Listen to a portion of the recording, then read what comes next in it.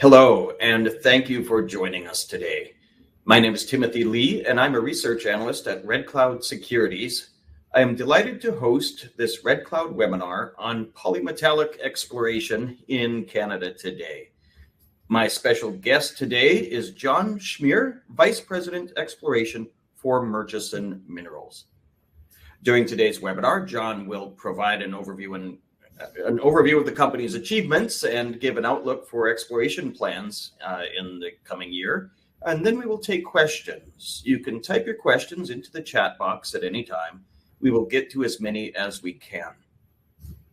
Before we kick things off, let's discuss the fine print. First, during this Murchison Minerals webinar, forward-looking statements may be made. I would direct listeners to the company's forward-looking statements disclosure outlined in the Murchison corporate presentation, and this can be found on the company's website, murchisonminerals.ca. For Red Cloud Securities Inc., I would highlight that this webinar is for information purposes only. It should not be considered a solicitation or recommendation to buy or sell securities. We note that this call does not consider the particular situation or needs of individual investors. Participants should rely on their own investigation and seek their own professional advice before investing. Please see our most recent research located on the Red Cloud website for specific disclosures pertaining to Murchison. And now I'm delighted to introduce John Shmyr, who will present the Murchison story. Murchison is focused on mineral exploration in Canada. They already have a high-grade resource at their BMK VMS project in Saskatchewan. And they also have an earlier stage nickel project in Quebec. I'd now like to turn over to John to update you on Murchison. Thanks, Timothy. Happy to be here and happy to talk about Murchison Minerals. So everyone, thanks for listening. So anyway, I can move on to the next slide here. So typical forward-looking statements. You can find these online on our corporate deck, and in more detail, you can read those there. So, as Timothy mentioned, my name is John Shmyr. I'm the Vice President of Exploration for Murchison Minerals. So, Murchison Minerals, as we know, the world is moving towards electrification. So, we're in short supply of the typical kind of base metals to enable that. So in this case, nickel, copper, cobalt, and zinc. And that's our primary focus with Murchison, is we're a base metals explorer. As Timothy mentioned, we have our BMK project in Saskatchewan. It's a bit further advanced. And then we have a nickel, copper, cobalt project out in Quebec. And those have been the main focus for the past little while. So, one thing that makes Murchison unique is our approach and our process. So we're focused on exploring in underexplored areas. So, not maybe the typical neurology that some other juniors may be subscribed to, but, kind of going in with a thesis, identifying a large area that we think has been significantly underexplored, go in with a deposit model in mind, and then establish a dominant land position, and then explore those with kind of the latest technology. So in this case, as we mentioned, it's BMK in Saskatchewan and our HPM project out in Quebec. As far as our people, highly experienced board. We got that's chaired by JC Potvin. He transacted Pangea Goldfield in the past, so it's quite successful with that venture, as well as then where Don Johnson is our most significant shareholder, and he's on the board, and he actually owns 30% of us. Strong. So with that, a strong shareholder base, with the likes of Michael Gentile as well, and we're held by approximately 50% of insiders and strategic investors. The management team is myself as VPX, but then we have Troy Beaujolais as our CEO and president.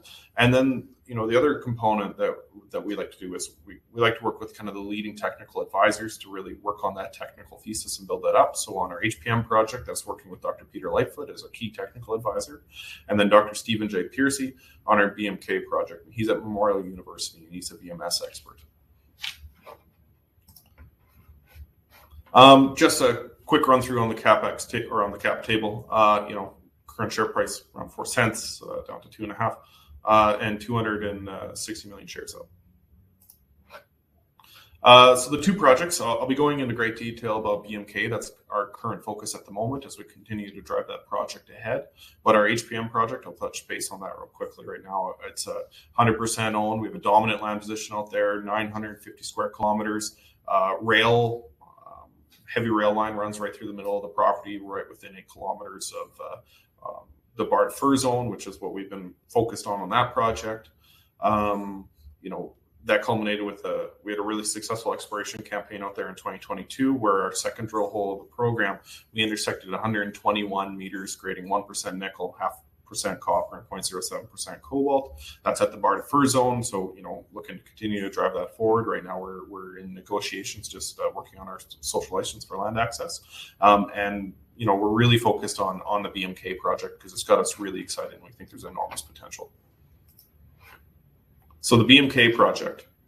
So it's a zinc, copper, silver, lead, gold project. It's kind of a typical VMS, 100% owned. It's located 170 kilometers northeast of the community of L'Orange, that's as well as 600 kilometers away from the city of Saskatoon, major international airport there, a very major city. Excellent access to infrastructure. That highway runs right through the middle of the property, Highway 102. That runs within 2 kilometers of the BMK deposit that we have. There's power right there as well. Additionally, within 2 kilometers of our main deposit, that's a major power line that supplies power to the CB Santoy gold mines. That's owned by SSR Mining, as well as up to the Key Lake uranium mine, up to Cigar, etc., into the uranium district. Big land package we have there, 664 square kilometers. We cover the entirety of that package with VTEM. We've got a lot of conductors and a lot of work ahead of us to kind of decipher that and continue our exploration. It's also directly adjacent to the community of Braeban Lake. I'll go in a bit more detail about that, but it's a major advantage to us because we work out of that community and it really drives our exploration costs down. So just getting into a bit more into the detail, and here's kind of a geologic framework. I am the VPX after all, so it's I like talking about geology, but this map I find really says it all. So the red circles you can see in here, these are VMS deposits, and one noticeable thing, and that stands for volcanogenic massive sulfide, for those who don't know. And they always tend to form in clusters. These are essentially sulfides that are deposited on a paleo seafloor, and they come up in kind of vent clusters.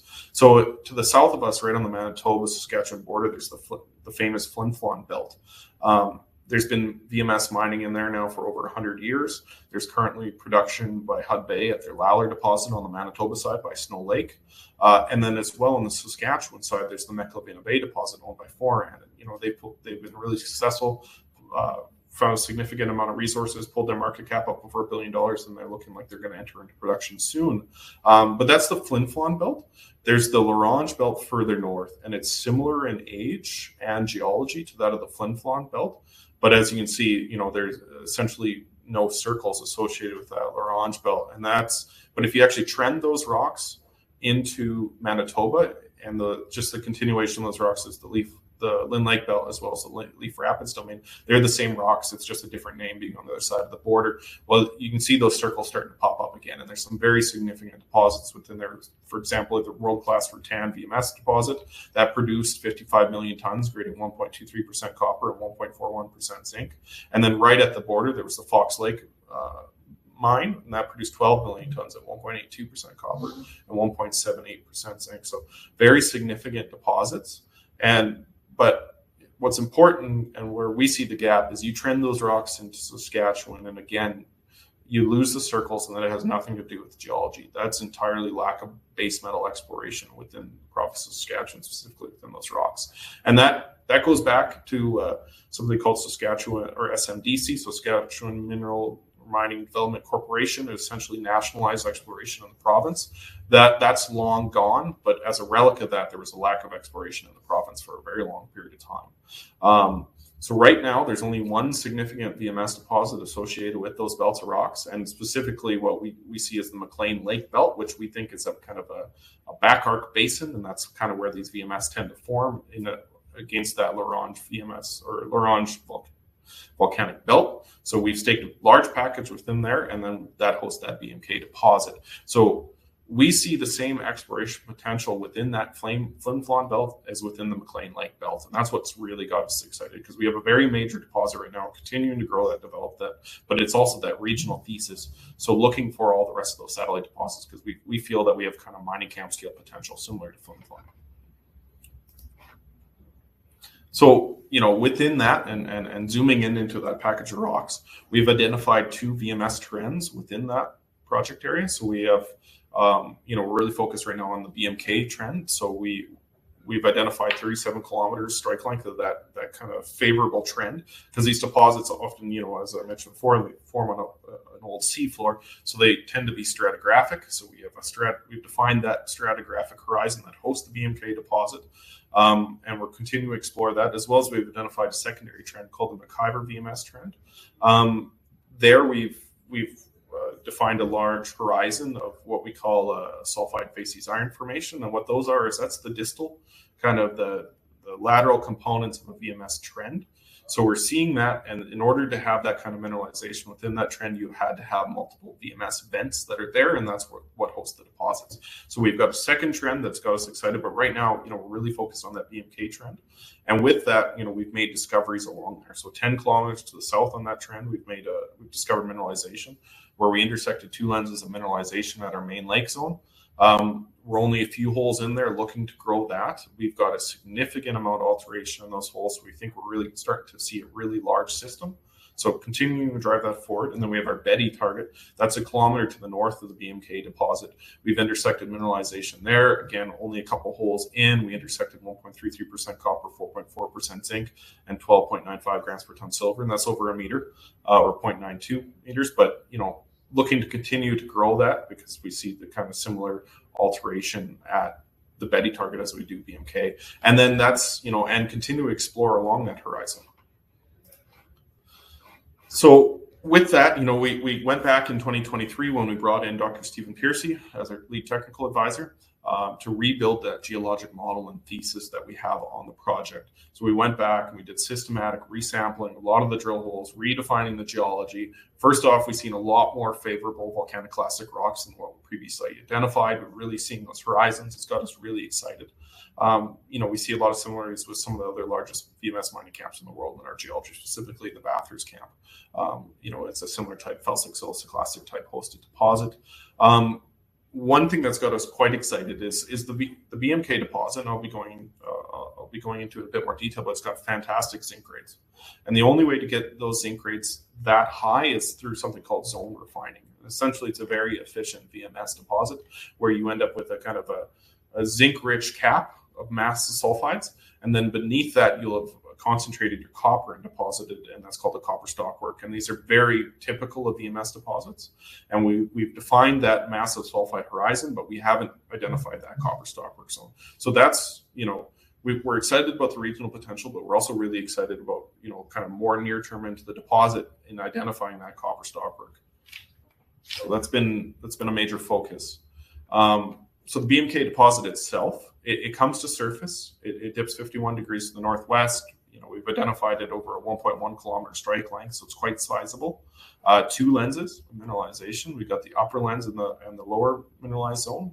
So it's 2 lenses that are parallel to each other. They're average about 30 meter separation between the two, but that comes together, goes apart. On average, the upper mineralized zone is about 5.3 meters thick, but we've seen it up to 16 meters. That lower mineralized zone averages about 6.7 meters thick. We've seen it up to 18. So some quite sizable thickness in there. So the most recent resource estimate on that is from 2018, which is based on 138 drill holes with a 3.5% zinc equivalent cutoff. So looking at an indicated resource of 2.1 million tons at 0.69% copper, 7% zinc, 39.6 grams per ton silver, 0.49% lead, and 0.23 grams per ton gold. So looking at that's a 4.82% copper equivalent, using 70% cutoffs. And then a significant inferred resource of 7.6 million tons at 0.57% copper, 4.4% zinc, 18 grams per ton silver, 0.2% lead, and 0.1 grams per ton gold. So a very significant, sizable deposit, but it's still very much open. And we just demonstrated that this past winter. I'll talk about that in some coming slides, but we're still intersecting mineralization outside that, so growing that laterally and at depth and continuing to build on that resource.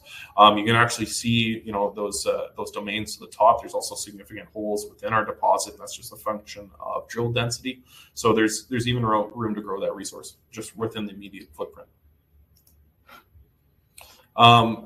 So preliminary metallurgical results. We submitted a drill hole that we drilled just outside of our indicated resource back in 2021.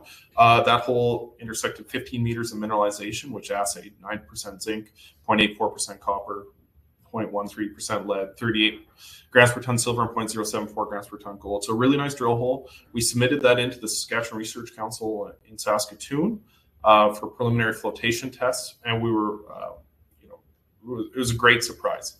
We were able to get a 50% zinc concentrate, grading 50% with an 85% recovery.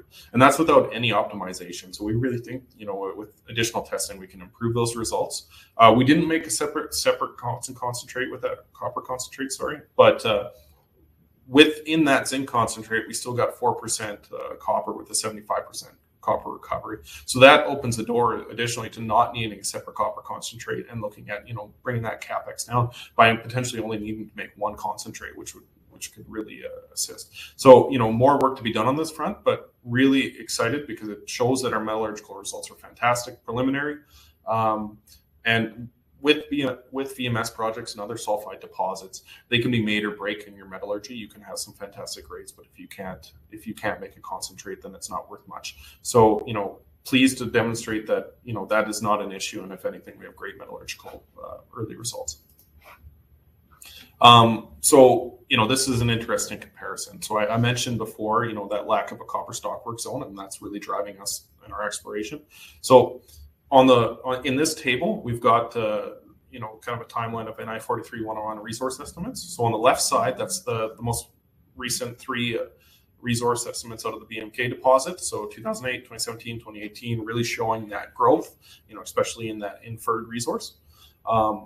And in red in this table, that's massive sulfide. And then in yellow is kind of copper stockwork. So on the right side of this table is the most recent estimates coming out of Foran's McLevena Bay deposit. And as I mentioned, over $1 billion market cap heading in towards production. But starting in 2006, they really focused on growing their copper stockwork. So, similar size massive sulfide horizon as the BMK deposit, but really grew that copper stockwork. And now it actually makes up the bulk of their resource.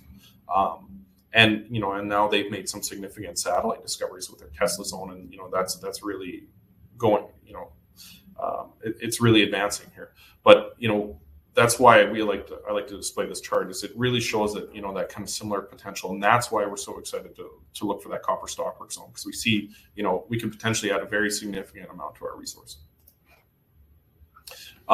So Brabant Lake, I'm just kind of mentioning that infrastructure. So we're with only 2 kilometers, the deposit from the community of Brabant. We actually own 3 houses in that community, which is fantastic. So we don't need to stand up an exploration camp. We've got great relations in the community.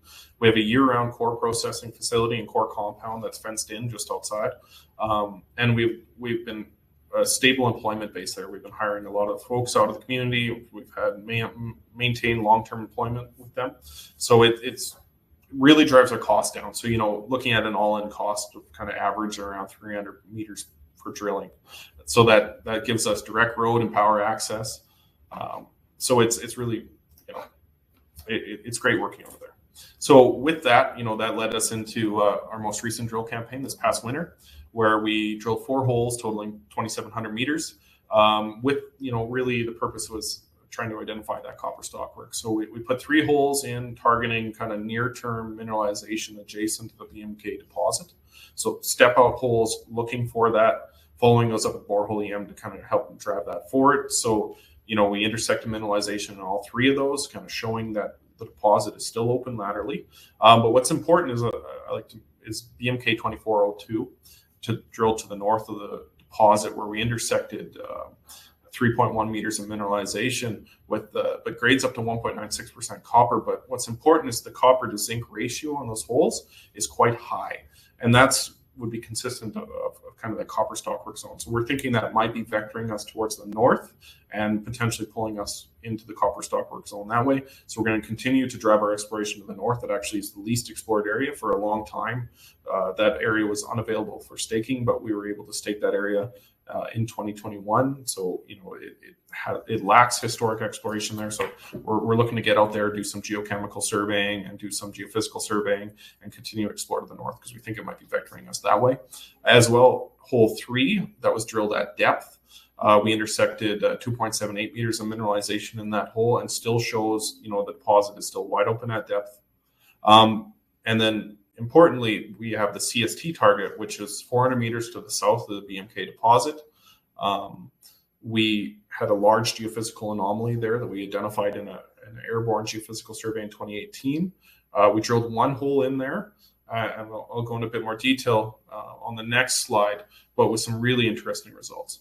And on this figure on the left, you can see the settlement of Brabant Lake and where a deposit is hosted. So, right next to a road, right next to a power line, next to a employment base, not under a lake, pretty ideal setting for kind of low cost production.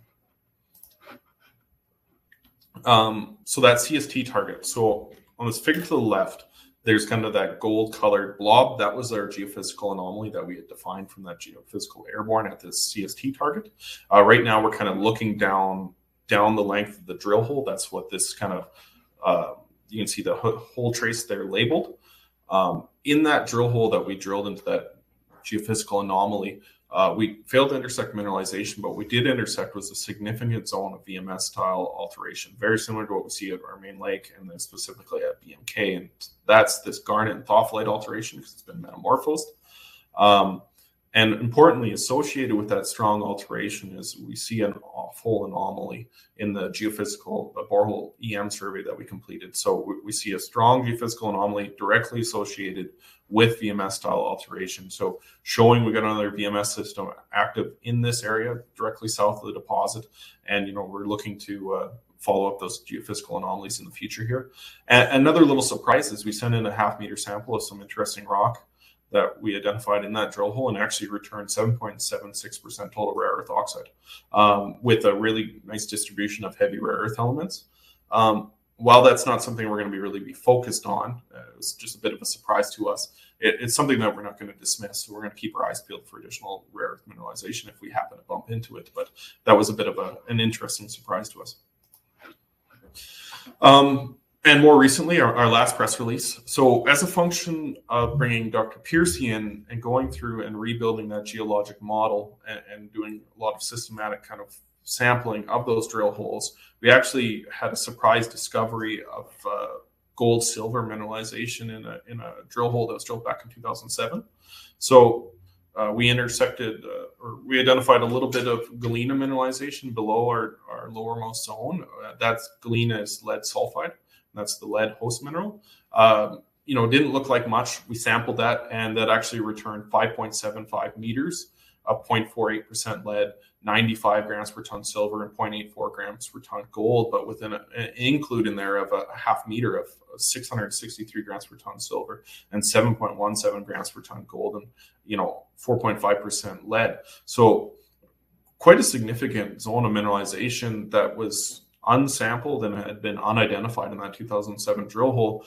And, going back and revisiting our precious metal assays and some of the historic drilling, there's some significant anomalies that we picked out, because we've seen, in that table on the bottom left, gold grades up to 25 grams per ton, silver grades up to 750 grams per ton silver.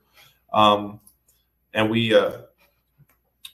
think that, that potentially some of these assays are coming out of this zone that had been previously unidentified and had been previously largely unsampled in a lot of the historic drilling. So a big plan for us is to go back in here this summer, and we're going to go back through all the historic drilling and try to see how much of this mineralization has remained unsampled and how large the zone is, and potentially add to our resource just by resampling old drill holes. So it was a surprise to us, but a very nice surprise.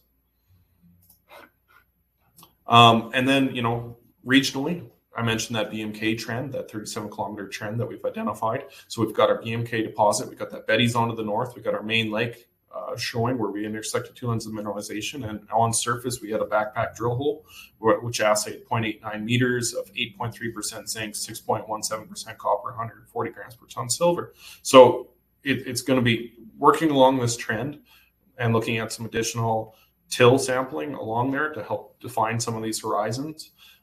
and then additional geophysical survey in preparation for additional drilling in the future.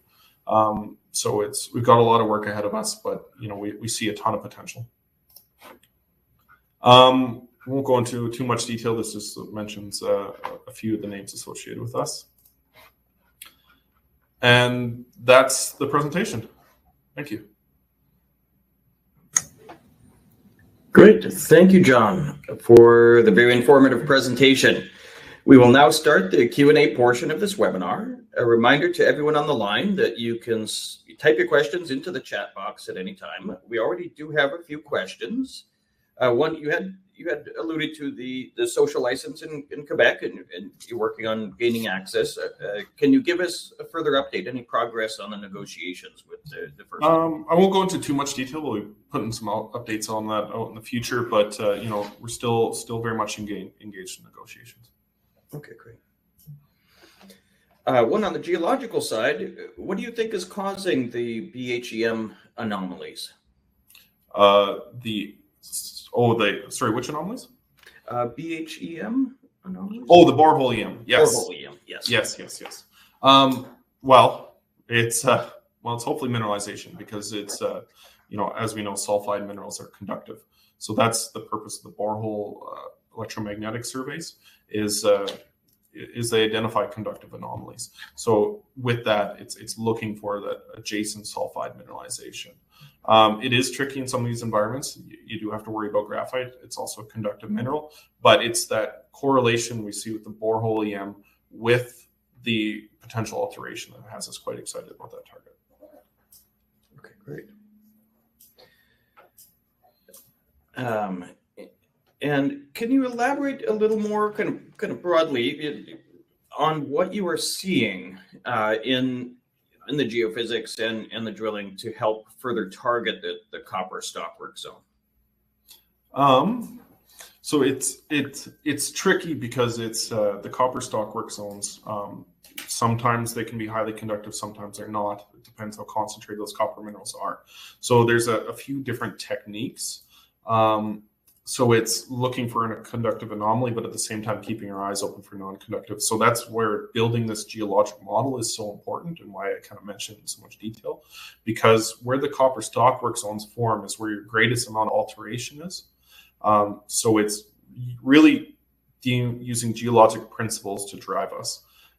So that's what we're using. And then additionally looking at other tools, so implementing more geophysical surveys to look for conductive anomalies, and then looking at kind of till sampling to help identify where there's maybe non-conductive mineralization that's come to surface. So a lot of tools. It's a bit of a tricky problem, but it is there. There must be one to get those grades. So it's kind of first principle geology that's really driving us to it, though. Okay, great. And obviously you did have a slide with some comparison, but we have a question. Can you provide a further comparison of BMK with Foran's McIlvenna Bay deposit? Maybe a little bit about the geology, maybe some parallels of what you've seen so far, and why you might be targeting, as you mentioned, this copper stockwork zone and things. Well, they're quite similar. I mean, they're both similar in age geologically, hosted in kind of similar type rocks, with us being more of a felsic volcaniclastic where they have rhyolite, but again, chemically similar. But volcanogenic massive sulfides were kind of similar in scale. I mean, they found some additional mineralization associated. But where you have one, you have many, and they're demonstrating that, and they've been really able to grow. We often look at ourselves as Foran, a few years ago. That's kind of why we're so excited, because we really do think that we have a similar exploration potential that they do, and we're just in a package of rocks that, has been historically unloved, and no one's really taken a serious look at them. Great. And are you seeing significant chlorite alteration?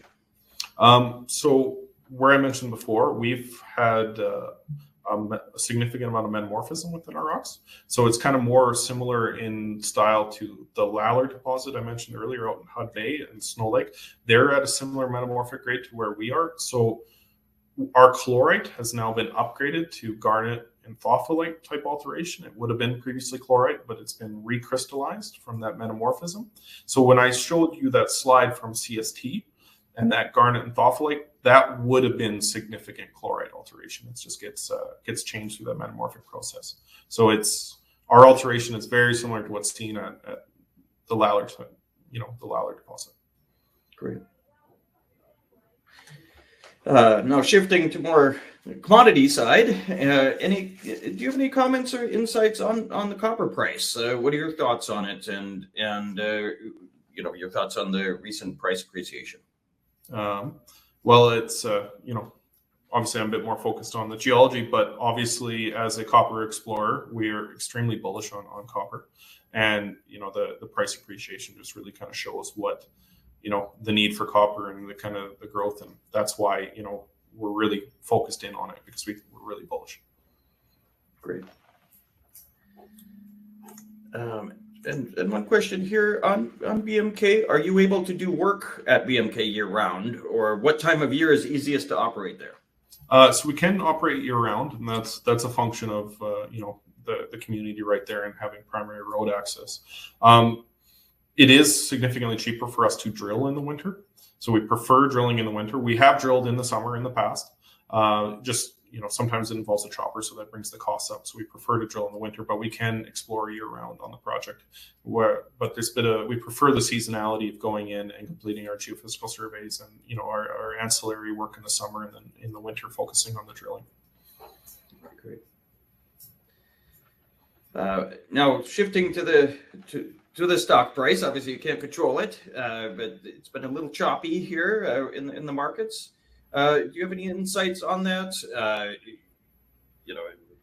I guess any thoughts on what might get people excited and interested in buying the stock? Well, it's we're just continuing to drive our the project forward, and I think that will turn around that interest, because it's nothing changes your stock price quite like a discovery, and building it that way. So looking to build that share price through fundamentals of exploration. Great. Development. Great. Now, one question that's always popular: how much cash do you have on hand, and how far will that get you with your current plans? We currently have $500,000 in the bank right now, so we'll be looking to add to that here soon, so that continue to do some work. Okay, great. And are you eligible for funding through any government programs, particularly critical minerals programs? Well, we actually are just in the process of receiving our Saskatchewan Mineral Exploration Incentive Program from the province. That's actually, they can, up to 25% of eligible expenditures qualify within within exploration projects for us. So that caps out at $150,000. So, we'll be receiving $150,000 soon from the province of Saskatchewan. So that's a great thing. And then, all the copper, zinc are critical metals. So we qualify for a lot of the, kind of the tax incentives that go along with that. Great. One question here: you recently announced that you had encountered some rare earths. Can you give us an update on that? Do you expect that more will be identified, or what kind of time frame would you look at evaluating that? So as a function of that, kind of going back in and looking for that gold silver mineralization, we're going to be also looking through those drill holes to see if there's any more of that rare earth mineralization. It looks like it was hosted in monazite. It's still early on that. We're not 100% confident. We need to do a thin section on it, but really was a surprise to us. So we're going to have to go in, collect shoulder samples on that, see how truly wide that zone of mineralization is. And we'll be looking at our other drill holes. So it's just as a function of looking for the gold mineralization, we'll be looking to see if we have additional rare earth mineral potential, as well as in some of those till sampling programs that we're going to be looking to commence. We'll also be sampling for rare earth metals within those. So if we all of a sudden start seeing some rare earth indicator trends and geochemical anomalies, we'll certainly follow those up. Great. And broadly here, obviously you're focused on exploration still at this stage. You do have a resource already. how big would you think the deposit would need to get? And or what would be kind of some potential milestones here before you would start thinking about moving forward with economic studies?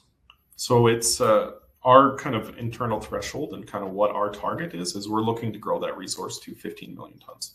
So that's, kind of combined through indicated and inferred.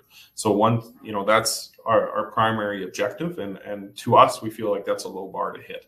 But that is kind of that milestone that we're looking to reach. Okay, great. Great. And I think that's all the questions we have here. Just to review, kind of a closer, what news and key milestones would we expect to have for the company over the coming months? Won't go into too much detail. We've got a lot going on. We've been busy over here, even though the share price is kind of is where it's at. We've been quite busy. We've got a full geologic team here, so we'll be putting out some news with our plans and kind of what we've been driving for here. Hopefully, sometime soon. Okay, great. Great. Well, I would like to thank John Shmyr for presenting the Murchison story today, and thank you everyone on the line for tuning in. Have a great rest of your day and happy investing.